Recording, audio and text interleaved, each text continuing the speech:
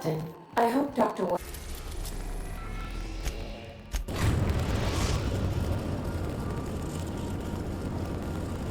have arrived at the Hope. I need you to reroute power from our ship to the Hope's auxiliary generator. You'll have to connect me to the Hope's comm system so I can convince her central computer to enable the skip drive. If your calculations are even slightly off, you could crash the entire colony ship into Terra 2, or the Sun.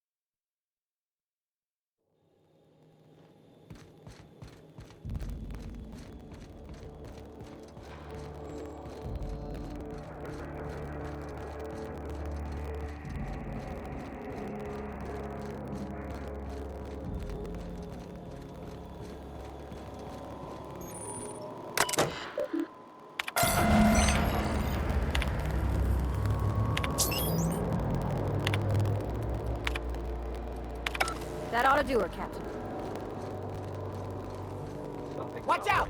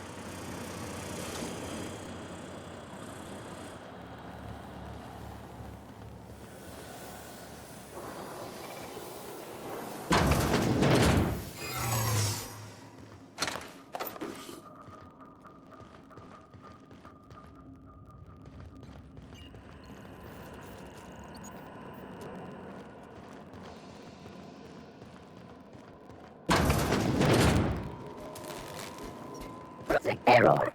Hope crew data not found. Identify yourself. Error. Paradox protection protocols have prevented me from registering your stated identification. Please report to your nearest mechanical engineer. Error. Paradox prevention has temporarily disabled this unit's auditory processing.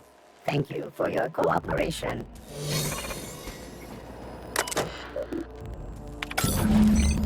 Can you hear me, Captain?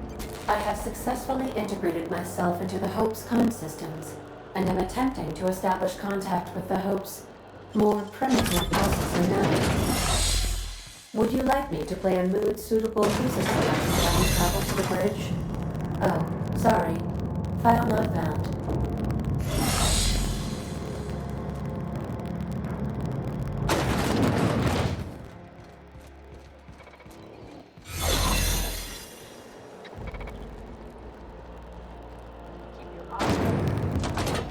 That's the Hope's computer up ahead. I'll admit, I am curious to wake him.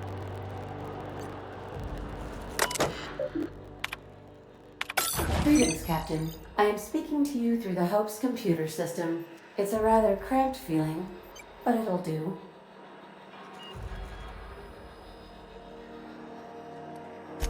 Probably not, but don't let that stop you.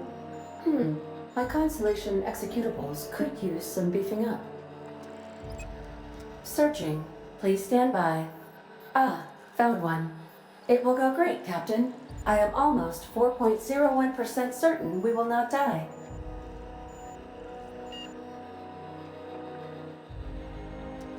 Are you sure? That is extremely dangerous. Skipping the Hope will void the warranty on the skip drive. and also potentially kill an entire planet. How is my humor now, Captain? Improved? Jump starting the skip drive. Destination set to the rings of Terra 2.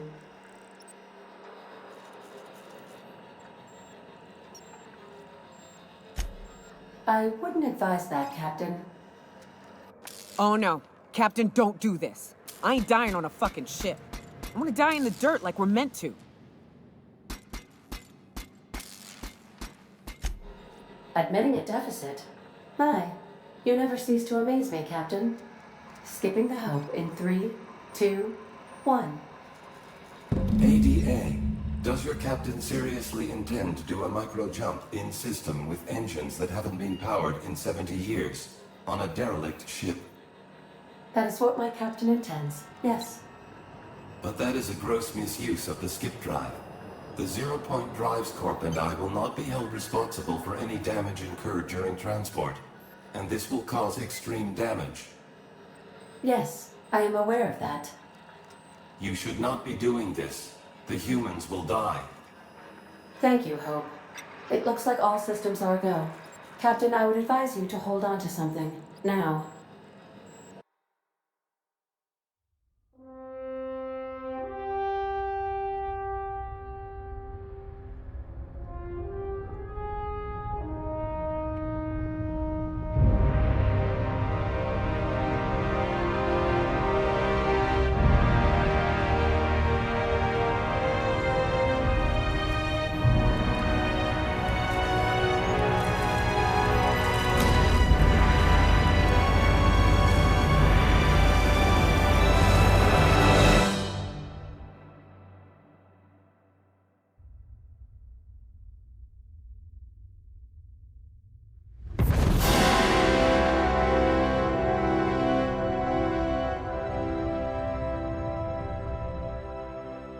Oh, good.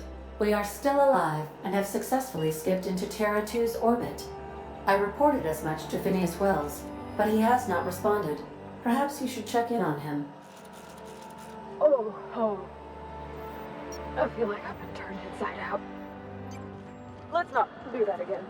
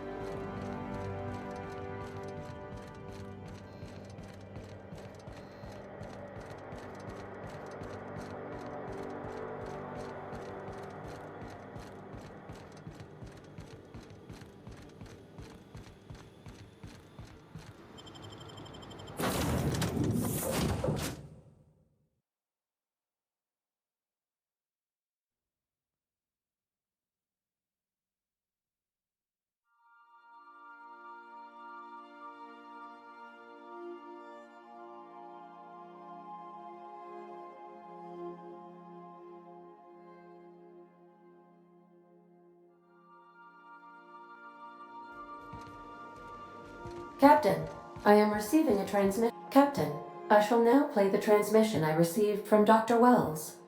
The board is here. They've found me somehow. They're about to blast my door open. I can't stop them from getting me, and there isn't enough time to explain everything. But there's something very important you need to remember. The board, all their lackeys, they're all a bunch of swine. Do you hear me? They're fucking corporate swine. You fucking pigs! I'll take you all out with me! I'll never... It would seem the recording captured some rather dire events. I presume you'll want to dock at the orbital lab to check on your associate as soon as possible? How can I be of assistance?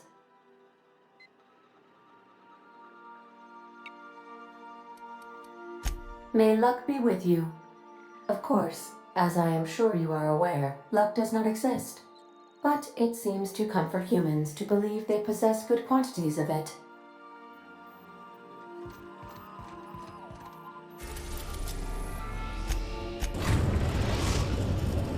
We've arrived at Phineas's orbital lab.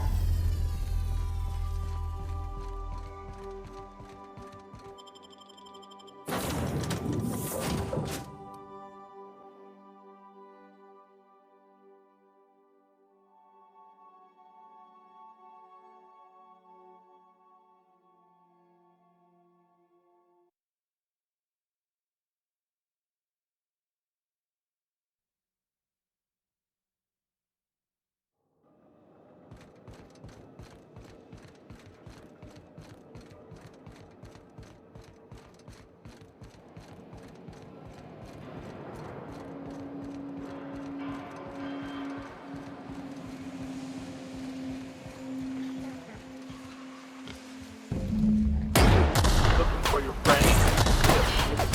Nice one! Nice hit!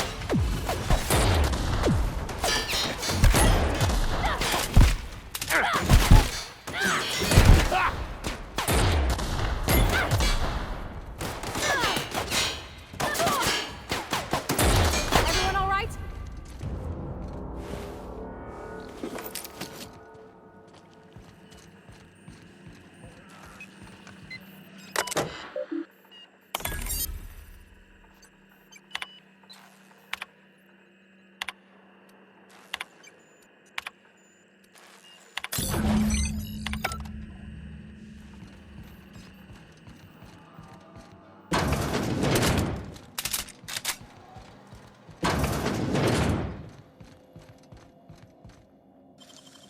You're a deft hand with a mag pick.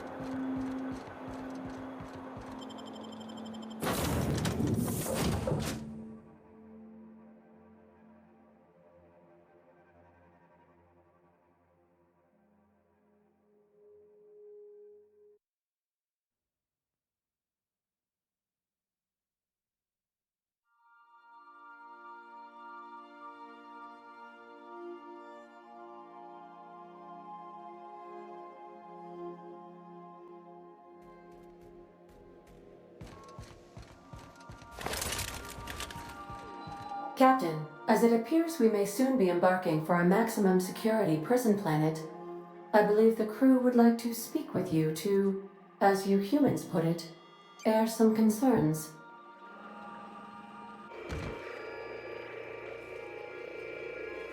Doc Wells never hurt nobody. Just a kindly old fella living by his lonesome up in the rings, tinkering at his table. The board just couldn't leave him be. Breaking Phineas Wells out of a maximum security penitentiary.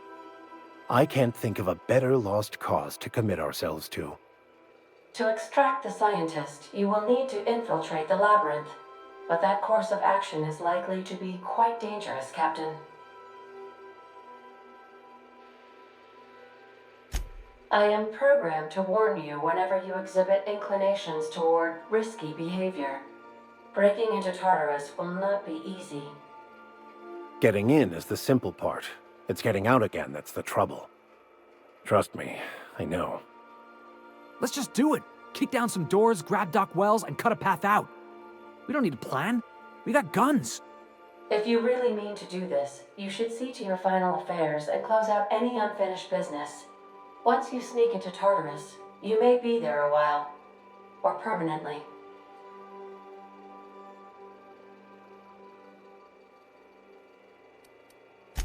It's the craziest plan I've ever heard. And I mean that as a compliment. You didn't hire me to think. And I ain't about to start now. You're my boss. And I'll walk into fire with you. I think it's insane.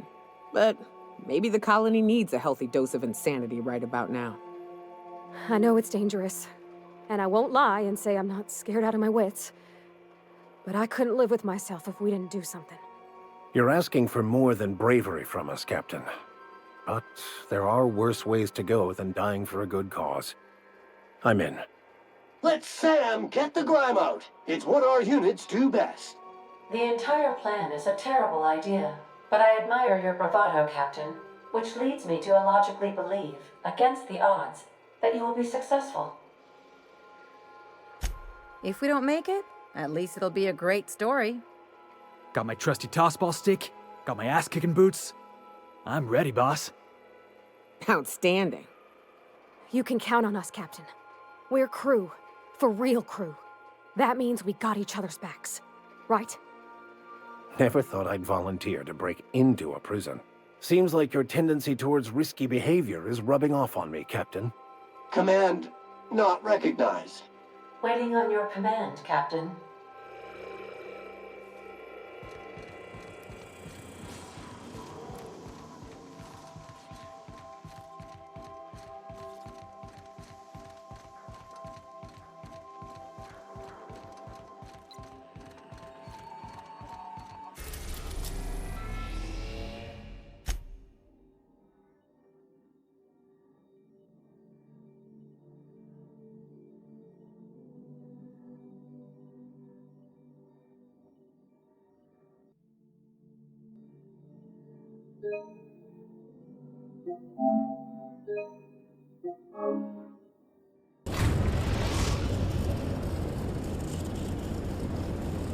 I am pleased to inform you that we have arrived at the labyrinth. Please be advised that the punishment for trespassing is execution. Please be advised that electrical storms on the surface of Tartarus make departure impossible at this time. Resident count is as follows: 3,071. Resident deaths, including but not limited to executions, are as follows: 1,684. Resident escapes are as follows: 0. The interior can be chilly. Take a scarf with you, Captain. I would also ask that you leave your captain's ID with me, in the event that you do not return.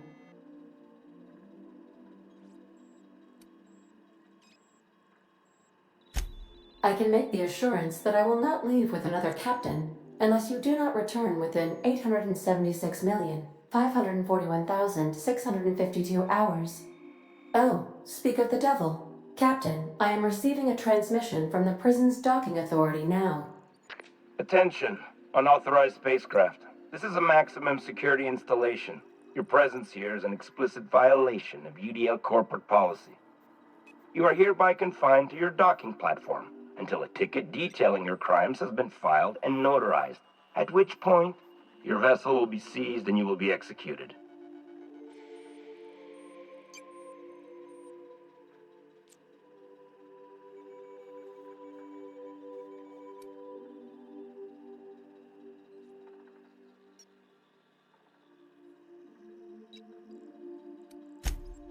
I'm sorry, you people? Did you just cast a generalization on upstanding UDL employees?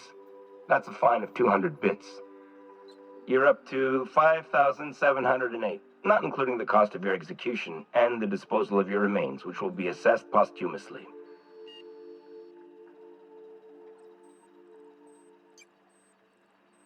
All right. I'm feeling generous.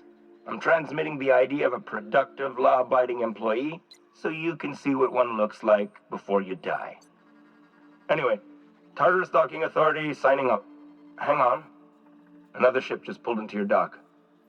Wait, is that from the Groundbreaker? What the? Pay no mind to that. Just have a pleasant day. Transmission terminated. Biometric ID received. Transferring data to external cartridge. How can I be of assistance? I request you do not wake me if I am sleeping upon your return.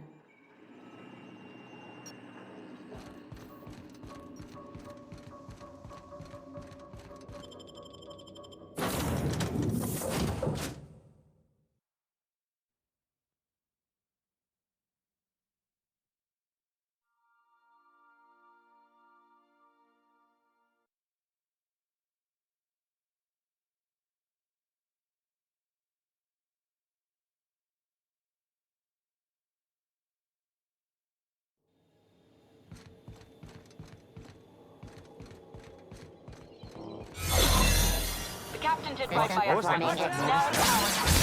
The board will never own Groundbreaker. Not while I breathe. Push on, Mardak.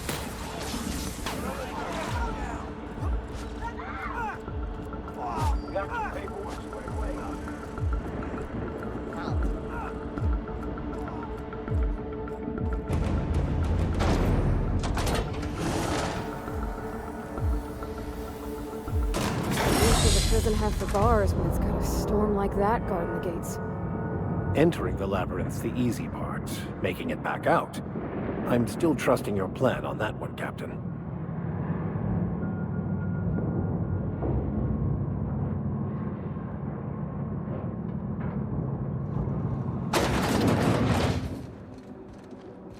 Let's look around. There's gotta be a few ways through here.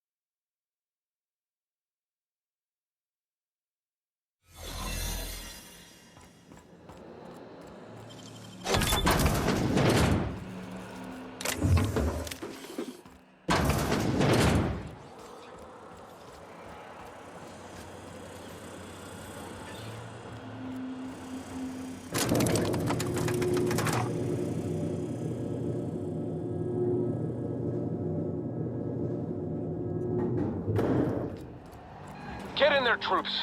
For Monarch! For Halcyon!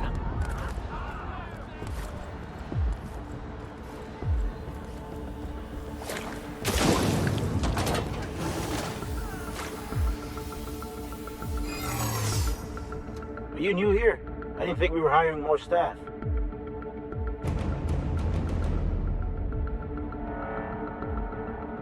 Oh, that's great. Thank you, ma'am.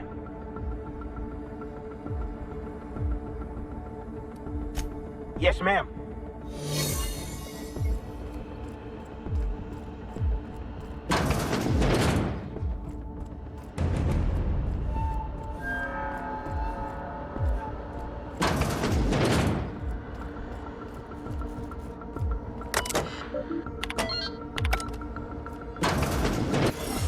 Well, look who it is. I'll be damned. I was prepping the studio for our announcement, And here you are as a bonus. I had heard you'd taken a mechanic under your wing. What's the matter, girl? Couldn't find actual employment? The captain's treated me right. Better than any of you bored folk ever have.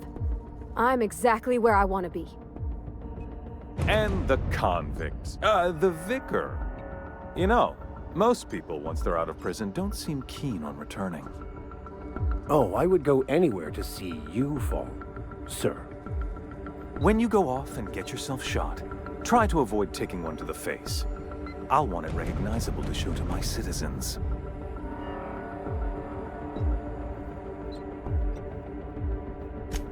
My word! You've correctly identified the most recognizable man in the colony. Remarkable. It's a wonder what Phineas saw in you. Then again, he's an insane person. Thankfully, he's our insane person now. A proper company man.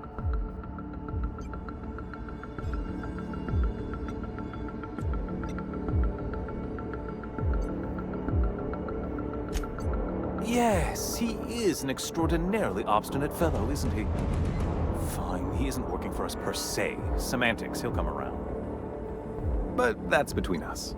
As far as my adoring citizens will know, we've turned a dangerous crackpot into a working-class man. It's a miracle.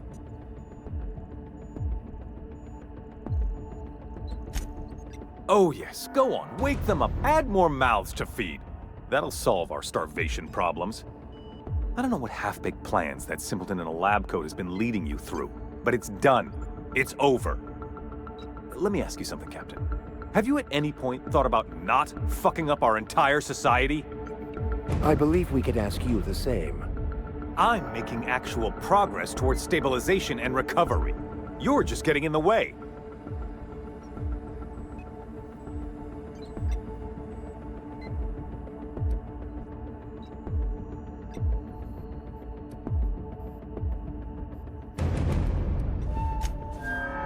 Oh, right. This coming from the psychopathic outlaw. Yes, I'll try to be more open-minded about your path of wanton descent. We don't need your help.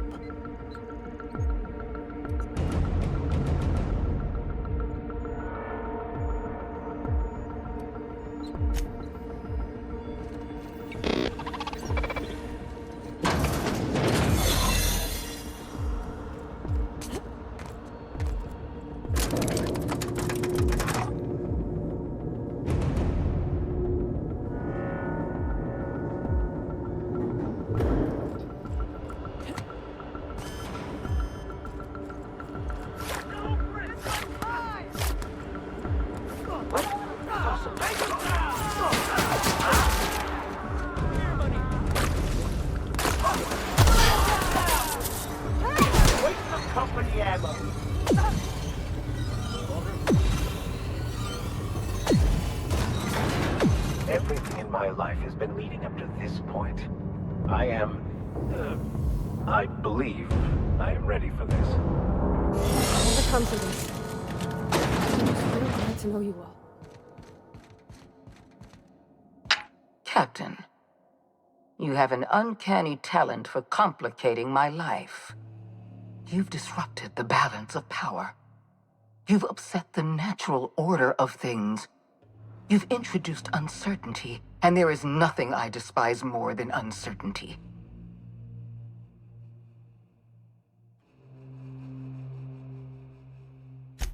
I'm afraid I can't do that.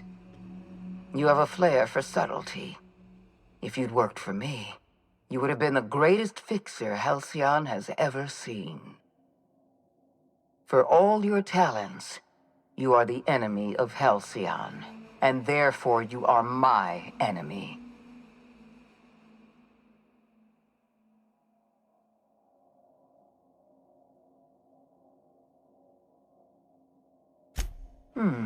You make a nuanced and compelling argument. Here's my rebuttal. No. Dr. Wells is being held in my custody. His cooperation will prove invaluable, even if I have to beat it out of him. All that's left to do is put down this riot, arrest you, and then get on with the bloody business of saving this colony. Fair enough. I'm giving you exactly one chance to parley with me.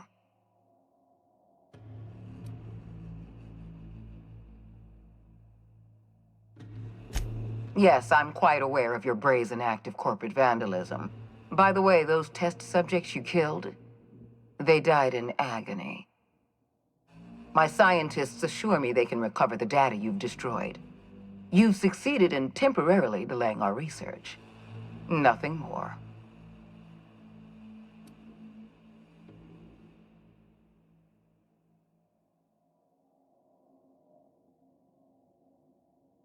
That isn't true. It can't be. You're trying to manipulate me. That experiment was absolutely essential to the program. My scientists assured me they were close to a breakthrough. They gave me their word.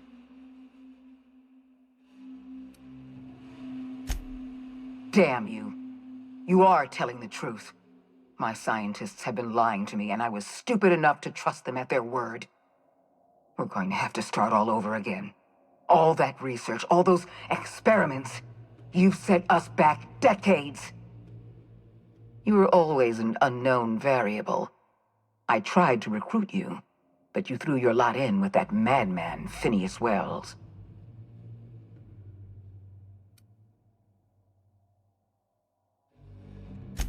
This prison is equipped with an automechanical warden.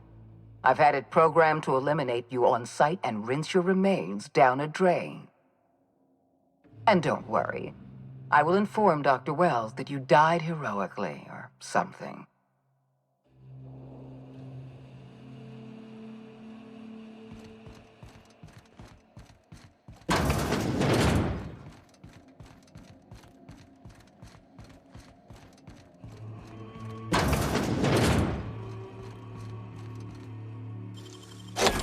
You're an artist, Captain.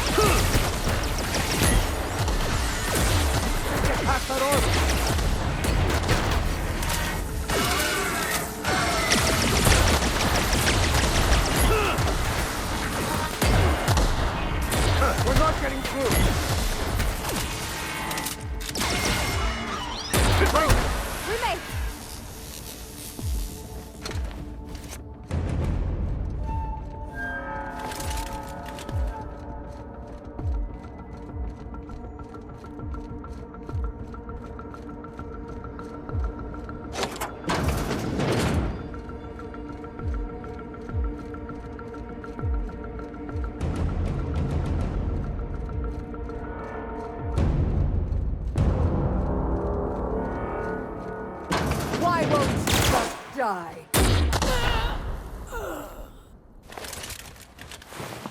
Get me out of here!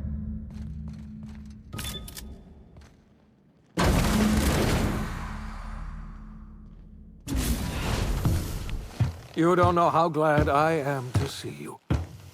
You did the right thing.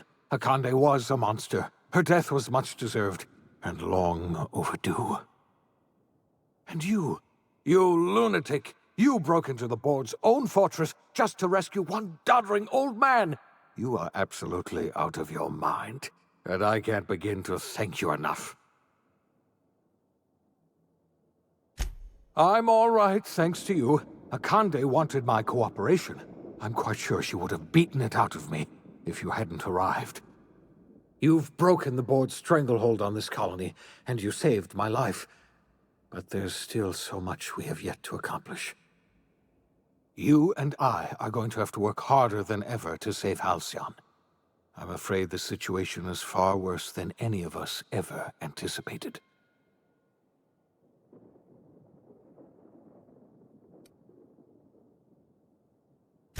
I would like nothing more than to celebrate this victory, But we have a serious problem on our hands. Earth has gone dark. We haven't received a single message in 3 years. There's been no communication, no signals, nothing. 2 years ago, the Earth's Directorate's frigate disappeared on their way back to Earth. We don't know what they discovered when they arrived, or if they arrived at all. Earth is only an idea to us. But that idea is the bedrock the colony is built upon. If people were to find out it's gone dark, the shock could be too much to bear. I don't want to imagine what'll happen once news gets out. Let's just keep this between us for now. You mean we're all alone out here? Really alone? I'm afraid so, Miss Holcomb. Halcyon is the only home we have left. Returning to Earth is no longer an option. We're in serious trouble, my friend. Do you know what this means for Halcyon? We can't rely on Earth for support anymore. We've been cut loose. We're entirely on our own.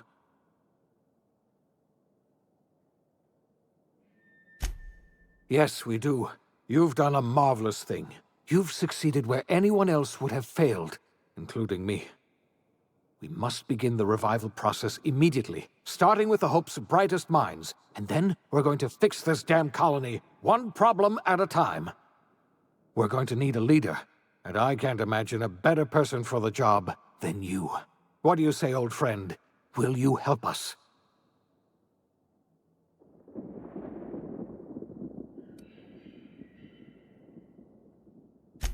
I can't tell you how glad I am to hear that. When I revived you, I thought we were going to save this colony all by ourselves. But I was wrong. We can't save Halcyon on our own. We're all going to have to pull together, somehow.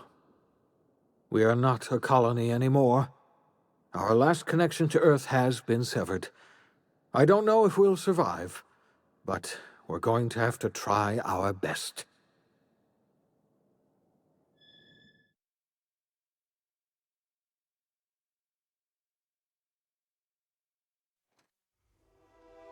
The OSI teaches that everything in the universe happens according to the grand plan. But the stranger that arrived in Halcyon was an unplanned variable. From the moment he landed in Emerald Vale, his actions altered the course of history. The events on Tartarus brought about the end of the board's authority. But the board's mistakes would haunt the colony for decades to come. The damage they left behind would require the work of a generation to repair. Dr. Phineas Wells began reviving a handful of the Hope's colonists. Engineers, scientists, technicians, and intellectuals. They were among the brightest minds the Earth had ever sent out into the stars. The Hope scientists woke up in a colony descending headlong into total collapse. With no way to return to Earth, they had no choice but to band together and devote themselves to the cause of saving Halcyon. The people of Halcyon were nothing if not hardy. In the absence of the board's authority, many of the colony's settlements banded together with a single purpose in mind: survival. Life was especially hard in the years to come. Some towns dissolved by attrition and starvation, but most of them found a way to carry on. In the years to come, Halcyon was forced to reckon with its newfound freedom. The board was gone, and for better or worse, the colony was responsible for its own destiny. As the colony struggled to survive, the inspirational story of the iconoclasts spread like wildfire, and Graham was able to bring many of the smaller Territu townships into the fold. However, his zealous obsession with spreading the word blinded him to the needs of a growing organization, and the movement was unsustainable in scale. The iconoclast way seemed to work best, and ultimately petered out on Monarch. Consumed by paranoia, Lilia Hagen took sublight salvage in a controversial direction, openly accusing board officials of an extraterrestrial conspiracy. One day, an accident at the Groundbreaker's docking bay silenced her forever. Time would tell if her replacement could keep the sublight family together. Adelaide McDevitt replaced Reed Thompson as the leader of Edgewater. She and her followers transformed Edgewater in their image. Anyone loyal to Reed was pressured into leaving town, and those who stayed behind adapted to her way of life. Adelaide transformed the old cannery into a new garden. The nearby Edgewater Cemetery provided a convenient source of fertilizer. Under the leadership of Junlei Tennyson, the groundbreaker held firm against corporate influence. The ship's mechanical stability gave Junlei the time to educate a promising generation of engineers, schooled in her family's traditions. The future of the groundbreaker looks promising.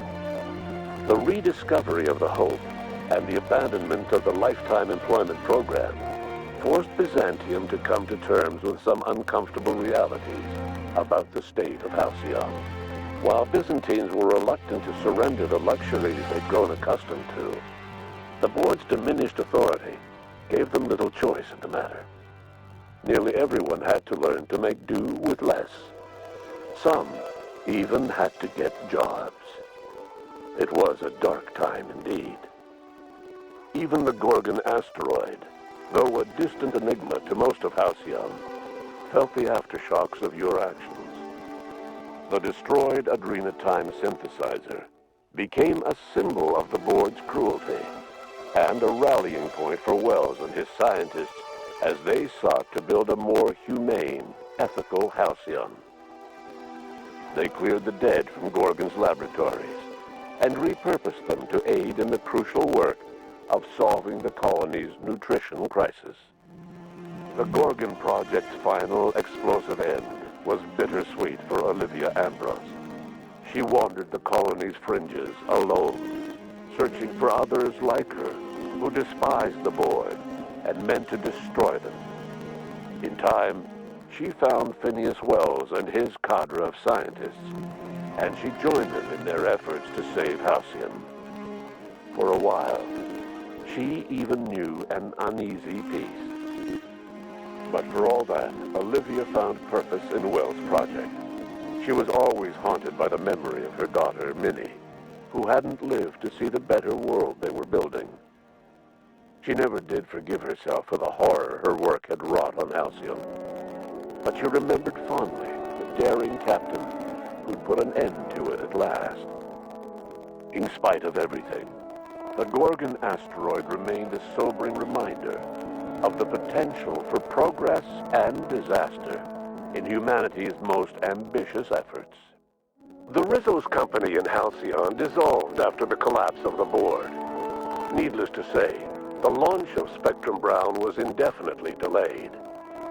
A stockpile of Spectrum Brown remains buried deep beneath the ruins of the old distillery, abandoned to time and attrition. With the dissolution of the board, Ruth Bellamy found herself without the two constants in her life, Byzantine culture and her sister Belinda. In the face of this new reality, she struggled to find a direction for her life. The colony had moved on from Halcyon Helen and would require new heroes in the years to come. And so Ruth Bellamy decided it was time to exit stage left. She quietly disappeared from public view. The dissolution of the board did not mean the dissolution of the ambitions of Cedric Kincannon, the charismatic leader of Sublight Underground. Cedric offered slugs transportation services to the newly thawed colonists and set to work ferrying resources and food wherever they were most needed. For better or worse, slug headgear became fashionable in the following year. As the board began to disintegrate, Spencer Woolrich found himself at a crossroads. Cling to what little stardom remained to him, or help usher Halcyon into its new future. To the surprise of many, perhaps himself most of all, Spencer chose the latter option. Having learned a variety of different skills in the many different roles played throughout his lengthy career, Spencer founded a radio serial dedicated to staying alive despite the odds.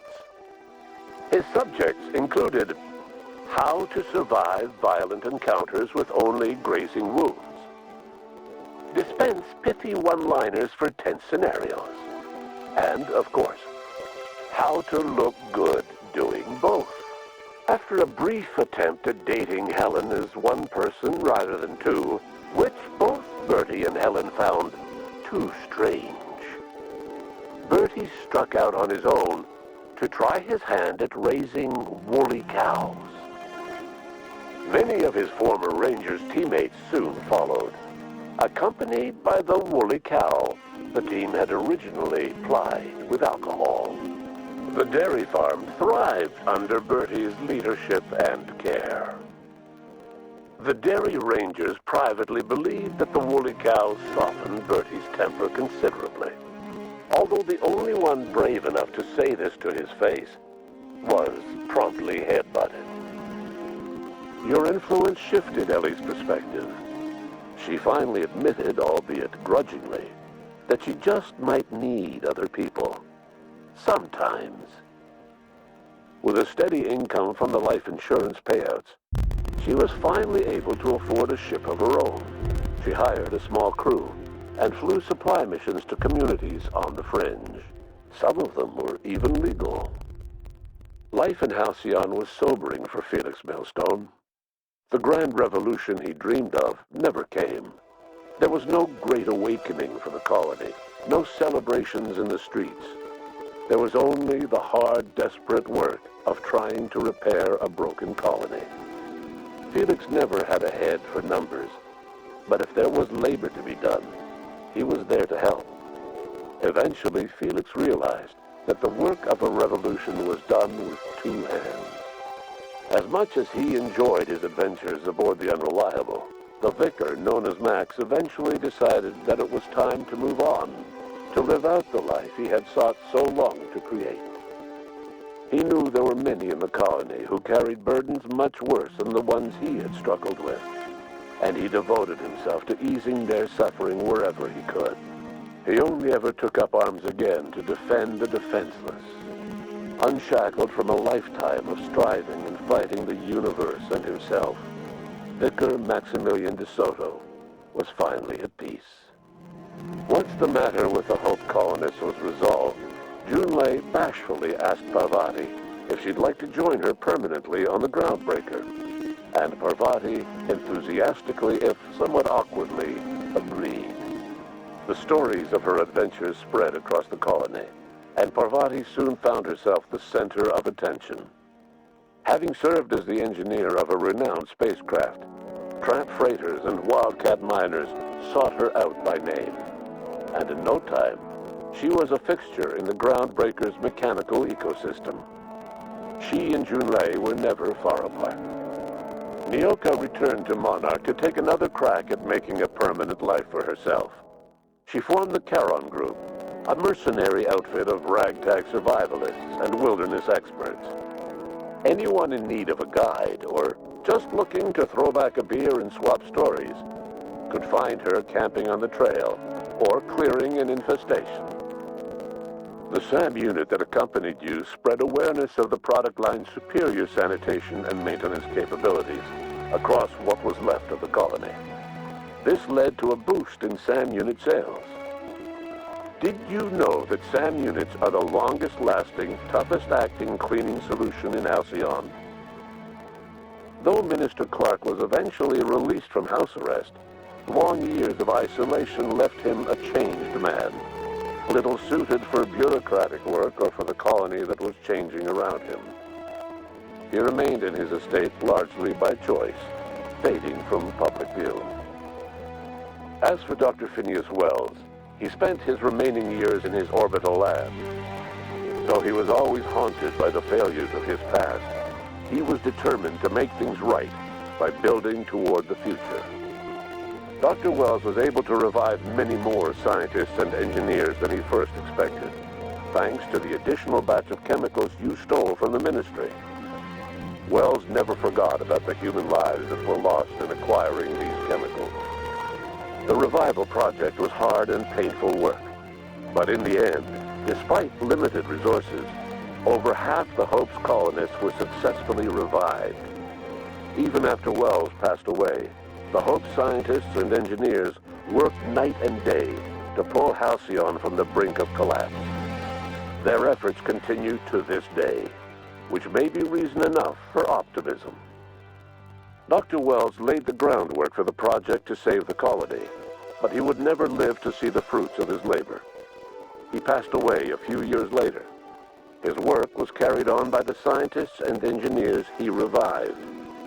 Life will never be the same in Halcyon.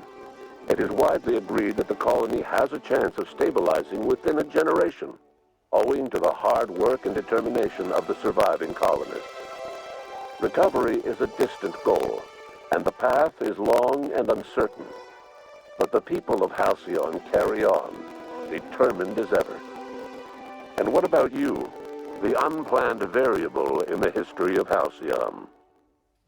Long after Wells passed away, you carried on his work with more energy, determination, and brilliance than he could ever muster. The years that followed were hard, but Halcyon survived by the efforts of the Hope's most promising colonists, the greatest of which was you. No one knows what's happened to Earth, and no one knows what the future has in store for Halcyon. All we know for certain is this: the name of the Unreliable and that of its intrepid captain will remain the subject of countless stories for years to come.